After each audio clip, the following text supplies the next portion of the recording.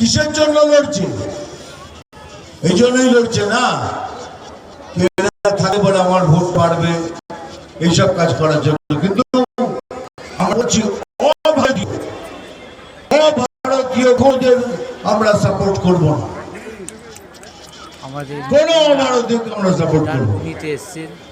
তাই দেখা এখন যদি এই অবস্থা হয় তাহলে আমরা কোথায় যাব? লোক উনার দেখার জন্য দেখুন চারিদিকে ভিড়। কাশ্মীর ফাইলস পিকচারটা দেখেছেন? আমি দেখার দেখে থাকেন তাহলে বুঝতে পেরেছেন ওখান থেকে যত হিন্দু ব্রাহ্মণ ছিল তাদের সেখান থেকে তাড়িয়ে দেওয়া হয়েছিল। এখন অবস্থা কাশ্মীরের অবস্থা বদলে গেছে, খুব ভালো হয়ে গেছে, কিন্তু তাড়িয়ে দেওয়া হয়েছিল। একবার ভাবুন যদি আমাদের এখান থেকে তাড়িয়ে দেয় তাহলে আমরা কোথায় যাব? সবার কোনো না কোনো দেশ আছে, আমাদের জন্য কোন দেশ আছে? আমরা কোথায় যাব?